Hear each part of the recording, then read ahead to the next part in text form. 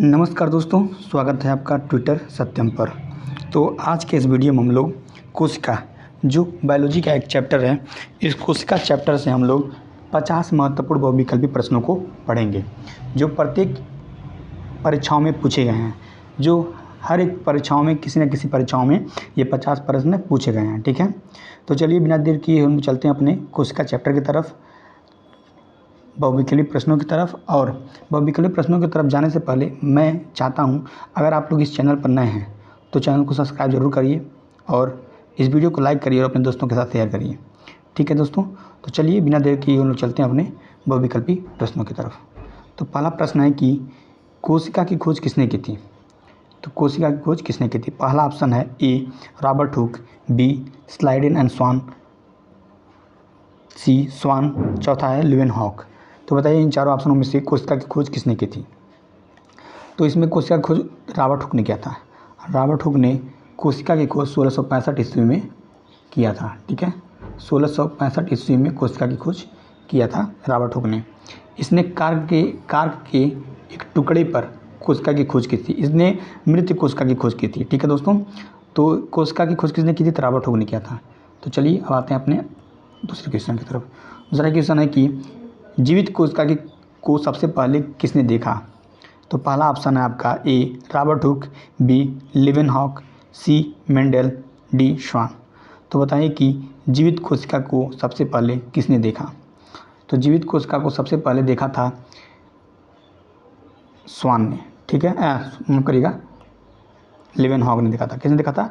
तो लीवेनहॉक ने देखा था जीवित कोशिका को सबसे पहले। ठीक है, 1674 ईस्वी में, 1674 ईस्वी में इसने देखा था। ठीक है, इसने जीवित कोशिका की खोज की थी। तो चलिए अपने आते हैं तीसरे क्वेश्चन की तरफ। तीसरा क्वेश्चन है कि सभी जीव कोशिका से बने हैं, यह सिद्धांत किसने दिया था। ए ऑप्शन है Schleiden and Schwann, B option है रॉबर्ट हुक, सी है वाटसन एंड क्रिक, डी है मेंडल। तो बताइए कि इन चारों ऑप्शनों में किसने सभी कहा था कि सभी जीव कोशिकाओं से बने हैं। ठीक है, तो बताइए इन चारों ऑप्शनों में से किसने कहा था। तो वो है Schleiden and Schwann. Schleiden and Schwann ने ही कहा था कि सभी जीव जितने भी हैं यह किसके बने हुए हैं। तो ये सभी बने हुए हैं कोशिका से बने हुए हैं। ठीक है, यानी कि ऑप्शन ए जो है आपका क्या है, सही ऑप्शन ए। चलिए अब आते हैं अपने दूसरे क्वेश्चन की तरफ, चौथा क्वेश्चन की तरफ। चौथा क्वेश्चन है कि कोशिका जीवन की क्या है।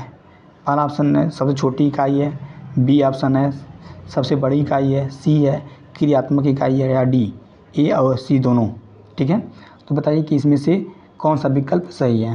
तो देखिए जो कोशिका होता है यह जीवन की सबसे छोटी इकाई भी है और क्रियात्मक इकाई भी है, अर्थात जो डी ऑप्शन है ए और सी दोनों हैं। ठीक है, कोशिका क्या है, जीवन की सबसे छोटी इकाई है और क्रियात्मक इकाई से कहा जाता है। ठीक है दोस्तों, तो चलिए अब आते हैं अपने 5वें नंबर क्वेश्चन की तरफ। 5वां क्वेश्चन कहता है कि कोशिका के अध्ययन क्या कहलाता है। कोशिका का अध्ययन क्या कहलाता है, बताना है आपको। पहला ऑप्शन है शारीरिक रचना, बी है कोशिका शास्त्र, सी है ऊतक विज्ञान, या डी अनुवांशिकी। तो बताइए कि इन चारों ऑप्शनों में से कोशिका के अध्ययन क्या कहलाता है। तो जो कोशिका का अध्ययन होता है, ठीक है, कोशिका के अध्ययन को हम कोशिका शास्त्र यानी कि साइटोलॉजी कहते हैं। क्या कहते हैं? साइटोलॉजी कहा जाता है। ठीक है दोस्तों, अब आते हैं हम अपने 6वें क्वेश्चन की तरफ। 6वां क्वेश्चन है कि पशु कोशिका में कौन अनुपस्थित होता है। पशु कोशिका में कौन अनुपस्थित होता है। पहला ऑप्शन है केंद्रक, दूसरा है कोशिका झिल्ली, तीसरा है कोशिका भित्ति, चौथा है साइटोप्लाज्म। बताइए कि इन चारों ऑप्शनों में से कौन सा कोशिका अंग इनमें अनुपस्थित होता है पशु कोशिका में। तो जो देखिए जो कोशिका भित्ति है, कोशिका भित्ति आप लोग देख रहे हैं, कोशिका सेल वॉल जिसको कहा जाता है, कोशिका वॉल यानी कोशिका भित्ति, ये क्या है, पशु कोशिका में अनुपस्थित होता है। जो कोशिका भित्ति होता है ये सिर्फ पादप कोशिकाओं में पाया जाता है। पादप कोशिकाओं में ये पाया जाता है, कौन, कोशिका भित्ति। ठीक है दोस्तों, तो आते हैं अपने नेक्स्ट क्वेश्चन की तरफ। नेक्स्ट क्वेश्चन है कि पादप कोशिका में कौन सा अतिरिक्त होता है, कौन सा भाग अतिरिक्त होता है। तभी आपको पता है कौन सा, माइक्रोकांडिया, बी है, दूसरा है गोल्गी तंत्र, तीसरा है कोशिका भित्ति, या चौथा राइबोसोम्स। बताइए कि इन चारों ऑप्शनों में से पादप कोशिका में कौन सा भाग अतिरिक्त होता है, मतलब ये प्रेजेंट होता है, ठीक है, ये अलग से रहता है पादप कोशिकाओं में। तो जो सेल वॉल होता है यानी कि कोशिका भित्ति, ये पादप कोशिकाओं में पाए जाते हैं। अभी पहले इस 6वें नंबर क्वेश्चन में मैंने बताया है, ठीक है दोस्तों। तो चलिए अब आते हैं अपने 8वें नंबर क्वेश्चन की तरफ। 8वां नंबर क्वेश्चन कहता है कि क्लोरोप्लास्ट में कौन सा वर्णक पाया जाता है। ए ऑप्शन है हीमोग्लोबिन, बी है क्लोरोफिल, सी है मेलानिन, डी है केराटिन। तो बताइए कि इनमें से क्लोरोप्लास्ट में कौन सा वर्णक पाया जाता है।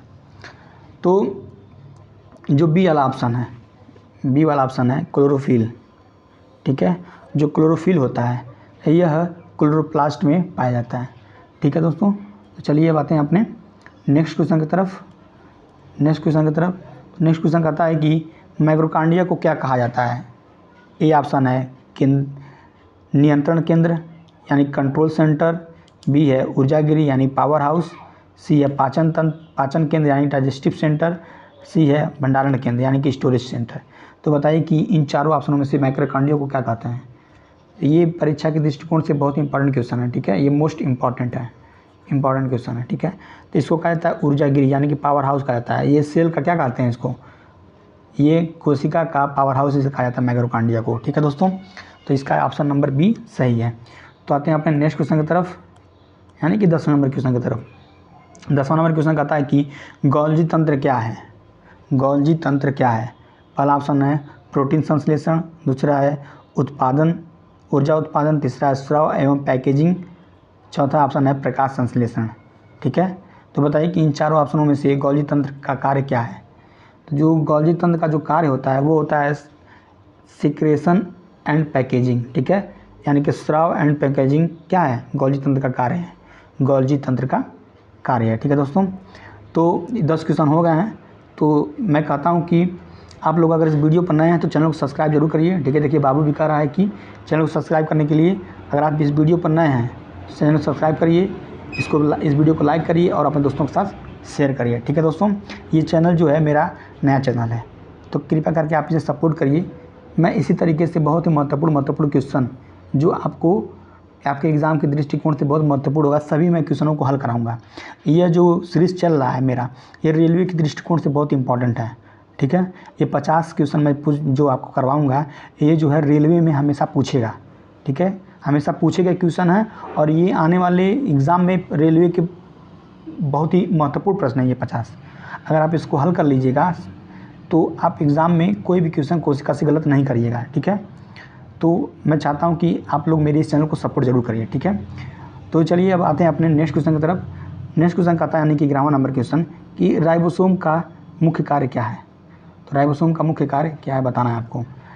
ए ऑप्शन है प्रोटीन संश्लेषण, बी है ऊर्जा उत्पादन, सी है सेक्रेशन यानी कि स्राव, डी है पाचन यानी डाइजेशन।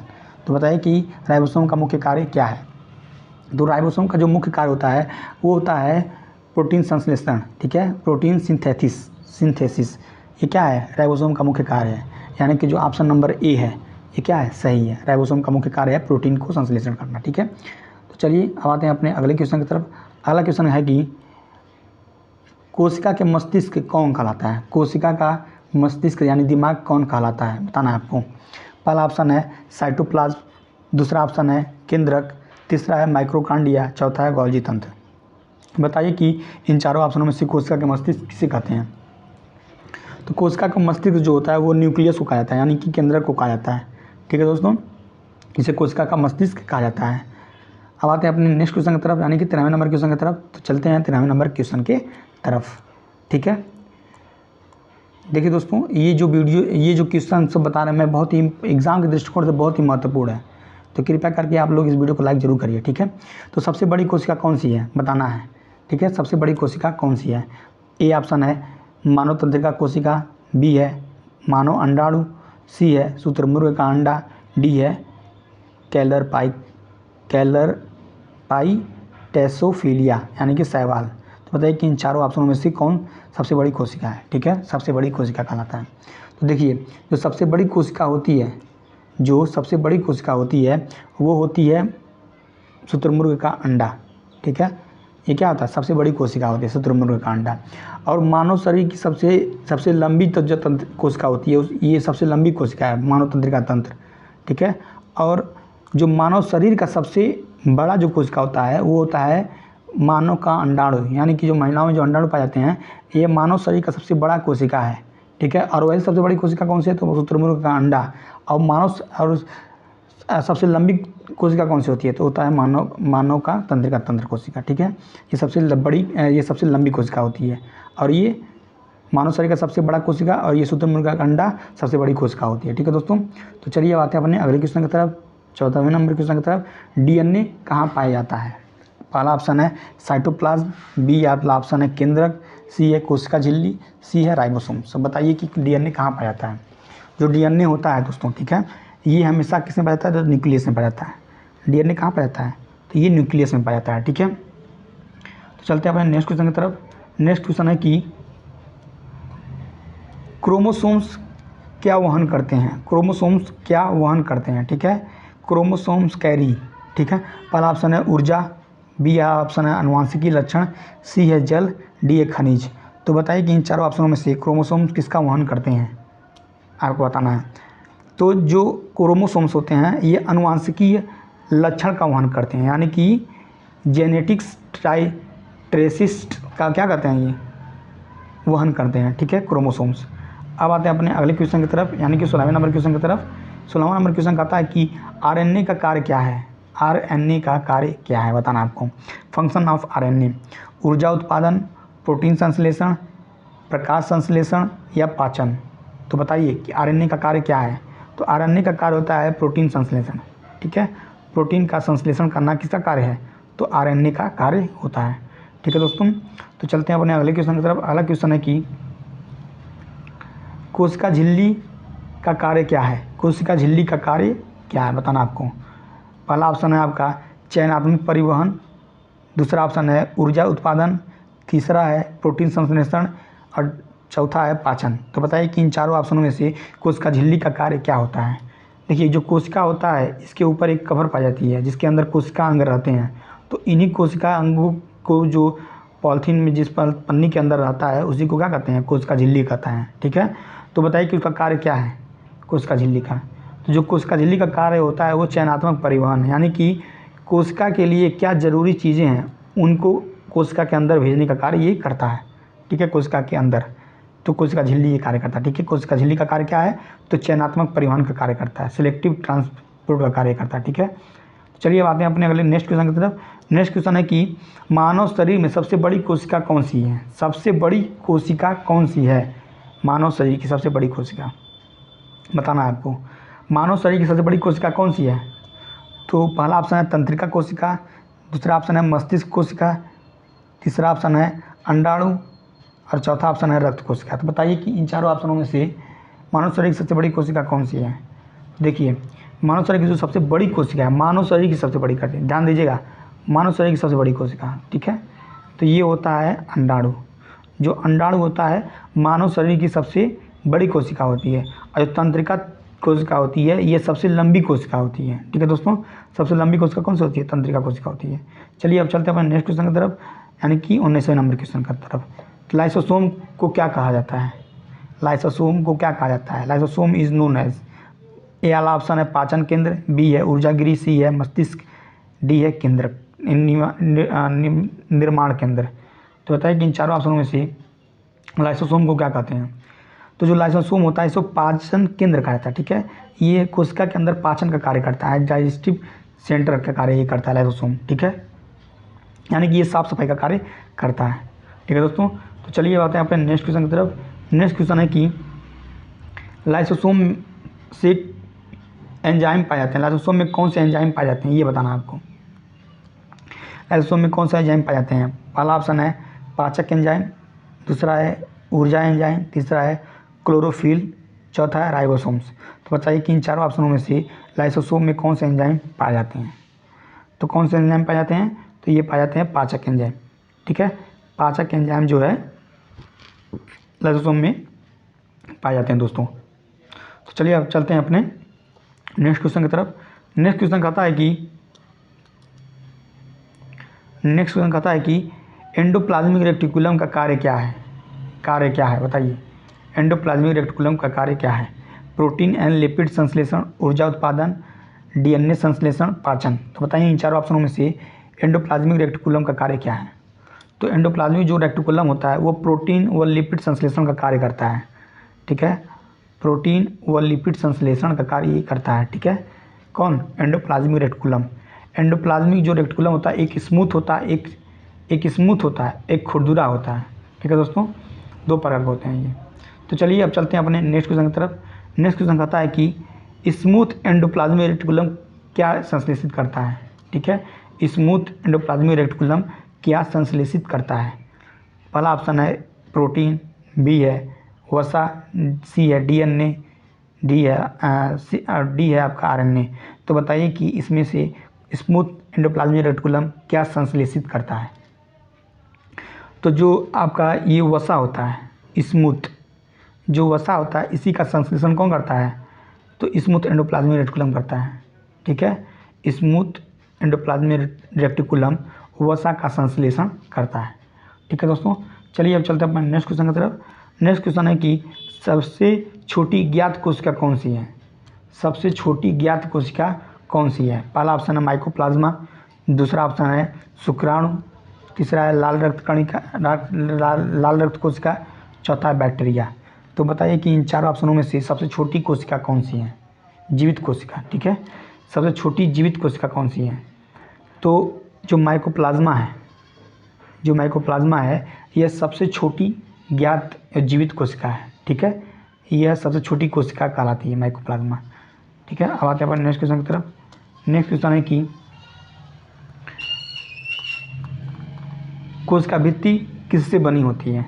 कोशिका भित्ति किससे बनी होती है। Cell wall is made up.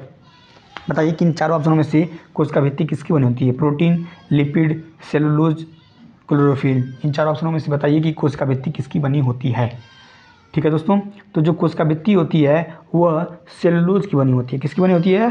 तो सेलुलोज की बनी होती है। ठीक है दोस्तों, तो चलिए देखिए ये सभी क्वेश्चन जो हैं बहुत ही महत्वपूर्ण पर एग्ज़ाम के दृष्टिकोण से हैं। आपको पता चल रहा होगा कि कितने मैंने महत्वपूर्ण क्वेश्चनों को अपने इस वीडियो में शामिल किया है परीक्षा के दृष्टिकोण से। तो अगर आप इस चैनल पर नए हैं तो चैनल को सब्सक्राइब जरूर करिए, और अगर आप इसका PDF चाहते हैं तो आप हमारे इस नंबर पर यानी कि 70 माफ़ करिएगा ये नंबर नहीं है, ये है 96 51 31 61 61। इस नंबर पर आप लोग व्हाट्सअप कर दीजिएगा हाई लिख करके, बोल दीजिएगा PDF। ठीक है, PDF। तो मैं क्या करूँगा इसका PDF आपको फ्री में प्रोवाइड कर दूँगा। ठीक है दोस्तों, तो चलिए अब चलते हैं अपने नेक्स्ट क्वेश्चन की तरफ। नेक्स्ट क्वेश्चन है कि कोशिका प्रोकैरियोटिक कोशिका में कौन अनुपस्थित होता है। प्रोकैरियोटिक कोशिका में कौन अनुपस्थित होता है ये आपको बताना है। पहला है केंद्रक, दूसरा है डीएनए, तीसरा है साइटोप्लाज्मा और चौथा है कोशिका झिल्ली। तो बताइए कि प्रोकैरियोटिक कोशिका में कौन अनुपस्थित होता है। ठीक है, अब्सेंट होता है, अनुपस्थित होता है। ठीक है, जो केंद्रक होता है ये प्रोकैरियोटिक कोशिका में अनुपस्थित होता है। ठीक है दोस्तों, प्रोकैरियोटिक कोशिका में कौन अनुपस्थित होता है। तो केंद्रक अनुपस्थित होता है। ठीक है, चलिए अब चलते हैं अपने नेक्स्ट क्वेश्चन की तरफ। नेक्स्ट क्वेश्चन है कि मानव रक्त कोशिका यानी कि जो RBC का जो औसत व्यास होता है वो कितना होता है। RBC का औसत व्यास कितना होता है। RBC का औसत व्यास कितना होता है। पहला ऑप्शन है 7 माइक्रोन, दूसरा ऑप्शन है 70 माइक्रोन, तीसरा ऑप्शन है 0.7 माइक्रोन, चौथा ऑप्शन है 17 माइक्रोन। तो बताइए कि इनमें मानव रक्त की जो RBC होती है उसका औसत व्यास कितना होता है। तो जो उसका औसत व्यास होता है वो होता है 7 माइक्रोन। 7 माइक्रोन जो होता है मानव रक्त कोशिका का औसत व्यास होता है। ठीक है दोस्तों, तो चलिए अब चलते हैं अपने नेक्स्ट क्वेश्चन की तरफ। नेक्स्ट क्वेश्चन है कि पौधों में जल भंडारण कौन करता है। पौधों में जल भंडारण कौन करता है। पहला ऑप्शन है आपका माइटोकॉन्ड्रिया, दूसरा ऑप्शन है राइबोसोम्स, तीसरा है वैक्यूल्स और चौथा ऑप्शन है केंद्रक। ठीक है, तो बताइए कि इनमें से जल भंडारण का कार्य कौन करता है। ठीक है, जो वैक्यूल होता है ये क्या करता है, पौधों में जल भंडारण का कार्य करता है। ठीक है दोस्तों, तो चलिए अब आते हैं अपने नेक्स्ट क्वेश्चन की तरफ। नेक्स्ट क्वेश्चन कहता है कि पूछता है कि किस कोशिका में केंद्रक नहीं होता है। किस कोशिका में केंद्रक नहीं होता है। ठीक है, तो पहला ऑप्शन है RBC, दूसरा है WBC, तीसरा है न्यूरॉन्स, चौथा है मसल सेल्स। तो बताइए कि इनमें से किन कोशिकाओं में केंद्रक नहीं होता है, ठीक है, केंद्रक नहीं होता है। चलिए बताइए, तो ये देखिए जो लाल रक्त कणिकाएँ होती हैं, ठीक है, आरबीसी जो होती है, ठीक, इसमें केंद्रक नहीं पाए जाते हैं, ठीक है। एक जंतु होता है लांबा, ठीक है, ये ऊँट की तरह दिखने वाला जानवर है। इसकी भी गर्दन क्या होती है, थोड़ी सी लंबी होती है, ठीक है। तो इसका जो आरबीसी होता है, इसके आरबीसी में केंद्रक पाए जाते हैं। इस जानवर के आरबीसी में केंद्रक क्या होता है, उपस्थित होता है लांबा के, ठीक है दोस्तों। ये परीक्षा में पूछा हुआ है कि किस जानवर के लाल रक्त कणिका में केंद्रक उपस्थित होता है, तो लांबा जानवर के आरबीसी में केंद्रक उपस्थित होता है। और वैसे जितने भी जानवर हैं उनमें उनके आरबीसी में केंद्रक अनुपस्थित होते हैं, ठीक है ना। चलिए आते हैं नेक्स्ट क्वेश्चन की तरफ। नेक्स्ट क्वेश्चन कहता है कि मानव शरीर में सबसे लंबी कोशिका कौन सी है। मानव शरीर में सबसे लंबी कोशिका कौन सी है, आपको बताना है। पहला ऑप्शन है श्वेत रक्त कोशिका, दूसरा है तंत्रिका कोशिका, चौथा है मांसपेशी कोशिका, तीसरा है मांसपेशी कोशिका, चौथा अस्थि कोशिका। तो इन चारों ऑप्शनों में से बताइए कि मानव शरीर की सबसे लंबी कोशिका कौन सी है। जो मानव शरीर की सबसे लंबी कोशिका होती है उसको कहते हैं तंत्रिका कोशिका, यानी कि न्यूरॉन्स। अभी कुछ समय पहले मैंने डिस्कस किया है, मानव शरीर की सबसे लंबी कोशिका कौन सी है, तंत्रिका तंत्र। मानव शरीर का सबसे बड़ा कोशिका कौन सा है, तो अंडाणु। मानव शरीर का सबसे बड़ा कोशिका कौन सा होता है, अंडाणु होता है। सबसे छोटी कोशिका कौन सी होती है, तो प्लाज्मा होती है। सबसे बड़ी कोशिका कौन सी होती है, तो शुतुरमुर्ग का अंडा होता है, ठीक है। तो चलिए अब चलते हैं नेक्स्ट क्वेश्चन की तरफ। अगला क्वेश्चन है कि निम्न में से कौन सी कोशिका प्रतिरक्षी यानी कि एंटीबॉडीज़ बनाते हैं, एंटीबॉडीज़ बनाते हैं। कौन सी कोशिका एंटीबॉडीज़ बनाता है, बताइए कौन सी कोशिका एंटीबॉडी बनाता है। पहला ऑप्शन है ईसिनोफिल्स, चौथा है मोनोसाइट्स, तीसरा है बेसोफिल्स, चौथा है लिम्फोसाइट। तो बताइए कि इनमें से कौन सी कोशिका जो होती है वो एंटीबॉडी पैदा करती है। तो जो लिम्फोसाइट होता है, लिम्फोसाइट, ये क्या करता है, यह प्रतिरक्षा यानी कि एंटीबॉडीज़ पैदा करती है, ठीक है दोस्तों। तो चलिए अब आते हैं अपने नेक्स्ट क्वेश्चन की तरफ। नेक्स्ट क्वेश्चन है कि डीएनए का पूर्ण रूप क्या है, डीएनए का पूरा नाम क्या है, बताना है आपको।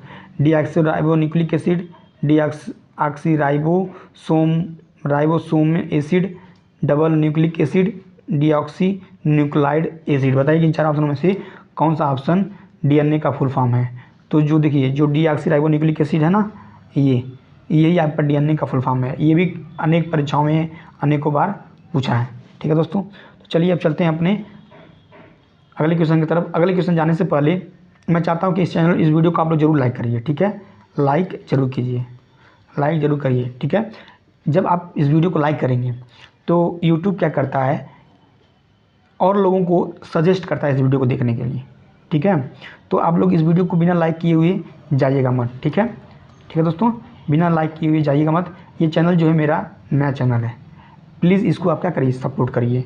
सब आपका सपोर्ट ही मेरे लिए बहुत ज़रूरी है, ठीक है दोस्तों, ताकि मैं भी क्या करूं, पहले 1000 सब्सक्राइबर के माइलस्टोन को जल्दी प्राप्त कर लूं, ठीक है दोस्तों। चलिए अपने नेक्स्ट क्वेश्चन की तरफ चलते हैं। अगला क्वेश्चन कहता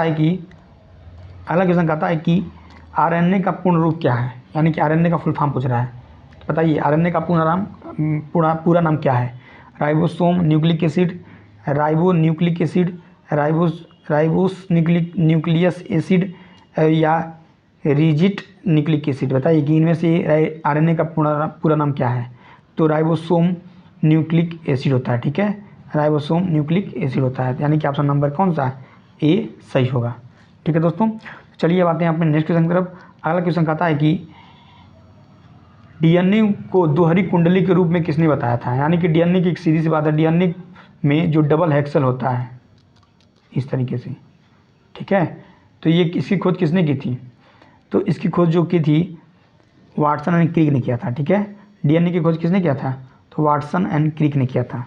वाटसन एंड क्रिक ने ही डीएनए में दोहरी कुंडली के रूप में किसने बताया था, तो ये डीएनए कोशिका वाटसन एंड क्रिक ने बताया था। तो परीक्षा में पूछता है डीएनए की खोज किसने की थी, तो वाटसन एंड क्रिक ने किया था, ठीक है दोस्तों। तो चलिए अब आते हैं अपने नेक्स्ट क्वेश्चन की तरफ। अगला क्वेश्चन कहता है कि कोशिका विभाजन का अध्ययन क्या कहलाता है। कोशिका विभाजन का जो अध्ययन होता है क्या कहलाता है। देखिए जब कोशिका अनियंत्रित होकर बढ़ने लगती है तो उसी को क्या कहते हैं, कैंसर कहा जाता है, ठीक है। कंट्रोल नहीं होती, जैसे मान लीजिए कोई चोट लगा है आपके हाथ में, तो कुछ समय बाद वो घाव भर जाता है, लेकिन जब वही चोट अनियंत्रित होकर बढ़ने लगे, अनियंत्रित होकर भरने लगे चोट, फिर वो क्या हो, कुछ देर बाद लटकने लगे, उसका मांस जो है बढ़ने लगे, तो क्या कहलाता है, ये क्या कहलाता है, कैंसर कहलाता है। ठीक है दोस्तों, तो कोशिका विभाजन का अध्ययन क्या कहलाता है, तो जो कोशिका विभाजन का जो अध्ययन होता है उसको कहा जाता है साइटोकाइनामेटिक्स, साइटोकाइनामेटिक्स कहलाता है। ठीक है, साइटोकाइनामेटिक्स कहलाता है। ठीक है दोस्तों, साइटोकाइनेमेटिक्स कहलाता है। तो चलिए अब आते हैं अपने नेक्स्ट क्वेश्चन की तरफ। अगला क्वेश्चन है कि कोशिका की आत्मघाती थैली किसे कहते हैं, यानी कि सुसाइडल बैग किसे कहा जाता है कोशिका का। पहला ऑप्शन है राइबोसोम्स, दूसरा है लाइसोसोम्स, तीसरा है माइक्रोकांडिया, चौथा है गोल्गी का है। कि बताइए कि इन चारों ऑप्शनों में से कोशिका की आत्मघाती थैली किसे कहा जाता है। तो जो लाइसोसोम होता है ये क्या करता है, कोशिका का आत्मघाती थैली कहलाता है। ठीक है, ये साफ सफाई करने का कोई कार्य यही करता है कोशिका में। ठीक है, नष्ट हो गई कोशिकाओं को हटा करके वहाँ पे नई कोशिकाओं बनने के लिए सूचना किसको, केंद्र न्यूक्लियस को कौन देता है, लाइसोसोम देता है। चलिए अब आते हैं अपने अगले क्वेश्चन की तरफ। अगला क्वेश्चन है कि निम्नलिखित में से कौन सा केवल पादप कोशिकाओं में पाया जाता है, मतलब कौन सा कोशिकांग केवल पादप कोशिकाओं में पाया जाता है। ठीक है, पहला ऑप्शन है कोशिका झिल्ली, दूसरा है माइक्रोकांडिया, तीसरा है राइबोसोम, चौथा है प्लास्टिड। इन चार ऑप्शन में से बताना है कि आपको कि कोशिका यानी पादप कोशिका में किसे पाया जाता है। देखिए पादप कोशिका में क्या करते हैं, ये सेलुलोज को बना होता है सेल वॉल, ठीक है, कोशिका भित्ति ये पाया जाता है, और प्लास्टिड, ये दो चीज़ें क्या हैं पादप कोशिकाओं में पाया जाता है। तो ये ऑप्शन नंबर डी है, ये सही है, ये सिर्फ पादप कोशिकाओं में ही पाए जाते हैं। अब आते हैं अपने अगले क्वेश्चन की तरफ। अगला क्वेश्चन है कि कोशिका के किस भाग को प्रोटीन की फैक्ट्री कहा जाता है। पहला ऑप्शन है आपका माइटोकांडिया, दूसरा है राइबोसोम्स, तीसरा है लाइसोसोम, चौथा है गोल्गी का है। तो बताइए कि इन चार ऑप्शनों में से कोशिका के किस भाग को प्रोटीन की फैक्ट्री कहा जाता है, प्रोटीन की फैक्ट्री किसे कहा जाता है आपको बताना है। तो जो राइबोसोम्स होता है, ठीक है, राइबोसोम ये जो होता है कोशिका का प्रोटीन का फैक्ट्री कहा जाता है। ठीक है दोस्तों, तो चलिए बातें अपने अगले क्वेश्चन की तरफ। अगला क्वेश्चन है कि कोशिका का कौन सा अंग वसा, लिपिड और स्टेरॉयड हार्मोन्स को संश्लेषित करने में मदद करता है। ठीक है, तो ये आपको बताना है। पहला है खुरदुरी अंतःपर्दप जालिका, endoplasmic reticulum, smooth endoplasmic reticulum, या गोल्गी या केंद्रक। इन चार ऑप्शन में बताइए कि कोई यानी कि वसा और स्टेरॉयड हार्मोन्स को संश्लेषित करने में मदद कौन करता है। तो जो चिकनी अंतःपर्दप जालिका यानी कि स्मूथ एंडोप्लाज्मिक रेटिकुलम जो होता है, यानी कि ऑप्शन नंबर जो बी है, ऑप्शन नंबर जो बी है, ठीक है, ऑप्शन नंबर बी, यानी कि चिकनी अंतःपर्दप जालिका ये क्या करता है, वसा और स्टेरॉयड हार्मोन्स को संश्लेषित करने में मदद करता है। ठीक है दोस्तों, तो चलिए अब चलते हैं अपने अगले क्वेश्चन की तरफ। अगला क्वेश्चन है कि कोशिका सेल, प्रोकैरियोटिक कोशिका और यूकैरियोटिक कोशिका के बीच मुख्य अंतर क्या होता है, ये बताना है। ठीक है, पहला ऑप्शन है केवल प्रोकैरियोटिक कोशिकाओं में राइबोसोम होते हैं, केवल यूकैरियोटिक कोशिकाओं में एक स्पष्ट झिल्ली व बद्ध केंद्रक होता है, प्रोकैरियोटिक कोशिका केवल पौधों में पाई जाती है, यूकैरियोटिक कोशिका हम हमेशा एक कोशिकीय होते हैं। तो बताइए कि इन चार ऑप्शनों में से कौन सा ऑप्शन जो है इनके बीच मुख्य अंतर कार्य करता है प्रोकैरियोटिक कोशिका और यूकैरियोटिक कोशिका में। ठीक है, तो जो ऑप्शन नंबर बी है, ऑप्शन नंबर बी, देखिए जो यूकैरियोटिक कोशिका होता है, ठीक है, यूकैरियोटिक कोशिका, इसमें एक क्या होता है, एक स्पष्ट झिल्ली व केंद्रक होते हैं। ठीक है, केंद्रक होते हैं यूकैरियोटिक कोशिका में, बताया ना, अभी कुछ दिन पहले पूछे थे कि प्रोकैरियोटिक कोशिका में केंद्रक नहीं पाए जाते हैं। ठीक है, और यूकैरियोटिक कोशिका में क्या होते हैं, केंद्रक पाए जाते हैं और झिल्ली पाई जाती है। ठीक है, देखिए यही अंतर होता है यूकैरियोटिक कोशिका में और प्रोकैरियोटिक कोशिका में। तो चलिए बातें अपने अगले क्वेश्चन की तरफ। अगला क्वेश्चन है कि किस कोशिका अंग को कोशिका का मास्टर कहा जाता है, किस कोशिका अंग को कोशिका का मास्टर कहा जाता है, चलिए बताइए।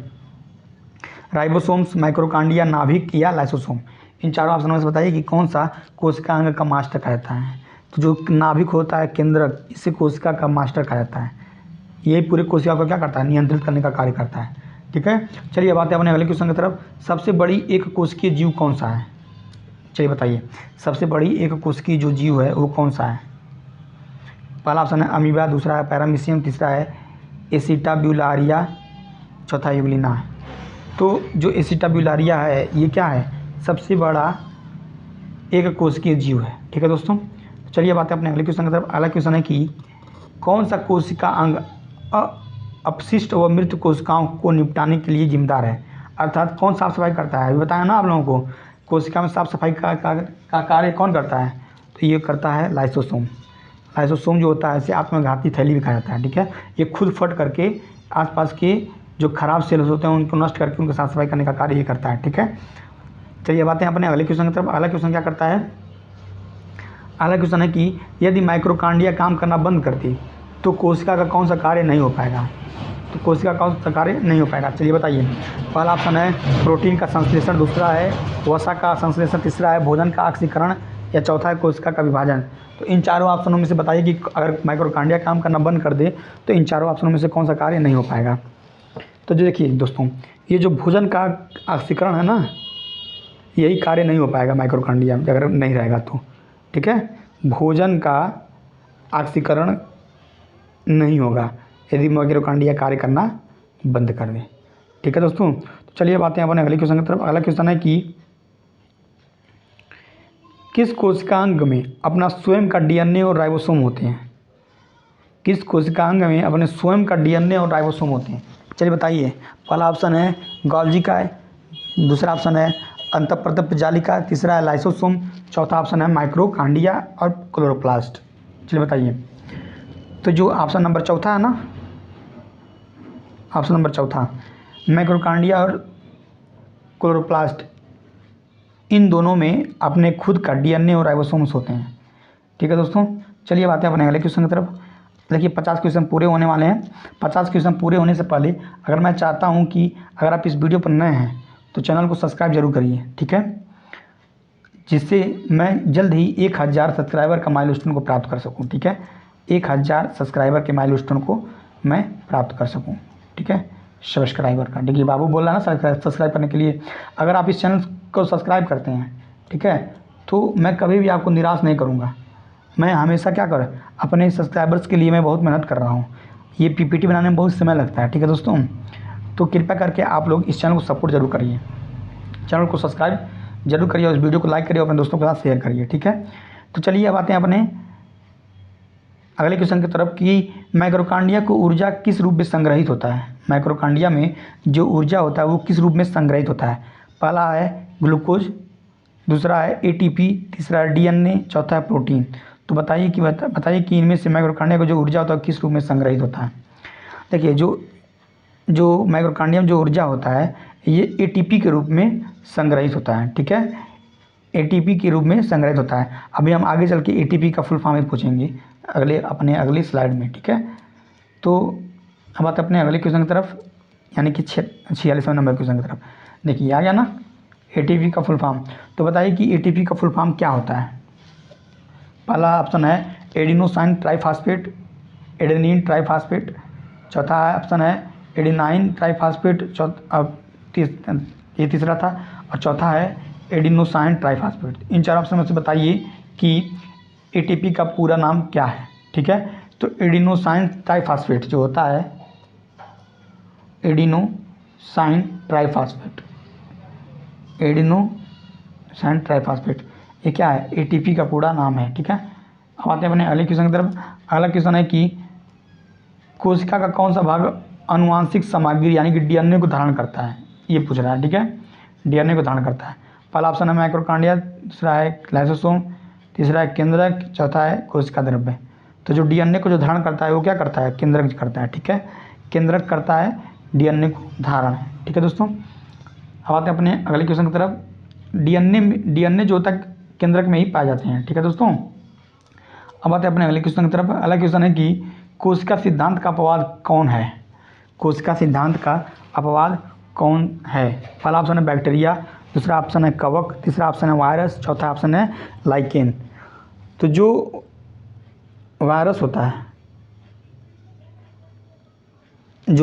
है ये क्या करता है, कोशिका सिद्धांत का क्या है, अपवाद है।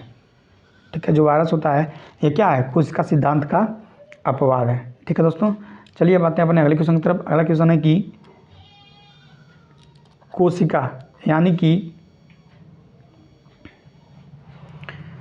49 नंबर क्वेश्चन, कौन सा कोशिका अंग कोशिका के भीतर अणुओं के परिवहन के लिए मार्ग के रूप में कार्य करता है, विशेषकर प्रोटीन के लिए। ठीक है, तो पहला ऑप्शन है माइक्रोकांडिया, दूसरा है गोल्गी काय, तीसरा है अंतःप्रदप जालिका, चौथा है लाइसोसोम। तो बताइए परिवहन के लिए मार्ग के रूप में कार्य कौन करता है, विशेषकर प्रोटीन के लिए। तो जो अंतःप्रदप जालिका होती है, ठीक है, एंडोप्लाज्मिक जो रेक्टिकुलम होता है, परिवहन का कार्य गोल्गी काय, माफ़ करिएगा, सॉरी, ठीक है, जो गोल्गी काय होता है ये क्या करता है, कोशिका में परिवहन का कार्य करता है गोल्गी काय। ठीक है ना, ये विशेषकर प्रोटीनों के लिए। ठीक है ना दोस्तों, तो गोल्गी काय होता है ये भीतर कोशिका के भीतर अणुओं के परिवहन के लिए मार्ग के रूप में कार्य करता है गोल्गी काय। अब आते हैं अपने अगले क्वेश्चन की तरफ। अगला क्वेश्चन है कि कोशिका सिद्धांत के अनुसार, पहला ऑप्शन है नई कोशिका पुरानी कोशिका से बनती हैं, दूसरा ऑप्शन है कोशिका स्वतः उत्पन्न होती हैं, तीसरा ऑप्शन है कोशिका केवल पौधों में होती हैं, चौथा ऑप्शन है कोशिका केवल जानवरों में होती हैं। चलिए बताइए कि कोशिका सिद्धांत के अनुसार क्या सही है। ध्यान दीजिए, जो नई कोशिकाएं होती हैं वो पुरानी कोशिकाओं से बनी होती हैं। ठीक है, जो नई कोशिका होती है वो क्या करती है, पुरानी कोशिकाओं से बनी होती है। जैसे मानते हैं ये कोशिका एक कोशिका जो है, इस कोशिका से हम 2 कोशिका बना सकते हैं। ठीक है, ये इसी कोशिका से टूट करके 2 कोशिकाओं का निर्माण होता है। फिर ये क्या करता है, अलग से 2 कोशिकाओं का निर्माण करता है। ठीक है, और जब यही अनियंत्रित होकर बढ़ने लगती हैं तो इसी को ही कैंसर कहा जाता है। ठीक है, तो ये रहा हमारे 50 टोटल महत्वपूर्ण MCQs। अगर आप इस चैनल पर नए हैं, ठीक है दोस्तों, अरे ये चौथा, ये गलत क्वेश्चन यहाँ पे आ गया है। ठीक है, अगर आप इस चैनल पर नए हैं तो चैनल को सब्सक्राइब जरूर करिए। ठीक है, अगर आप इस चैनल पर नए हैं तो चैनल को सब्सक्राइब जरूर करिए। ठीक है, चैनल को सब्सक्राइब करिए, अगर इस वीडियो को लाइक करिए और इस वीडियो को ज़रूर शेयर करिए। ये आपको मैंने बताया कि ये चैनल जो है मैंने नया बनाया है और आप लोगों के लिए बहुत मेहनत हो रही है। अगर आप इस चैनल से जुड़े रहेंगे तो मैं कभी आपको निराश नहीं करूँगा। ठीक है दोस्तों, मैं आपको कभी निराश नहीं करूँगा। अगर आप इसका PDF चाहते हैं तो आप मेरे इस नंबर पर हाई लिख कर भेज दीजिए, मैं इस 50 क्वेश्चनों का PDF आपको फ्री में प्रोवाइड कर दूँगा। ठीक है दोस्तों, चलिए मैं इसी के साथ इस वीडियो को समाप्त करता हूँ। जय हिंद।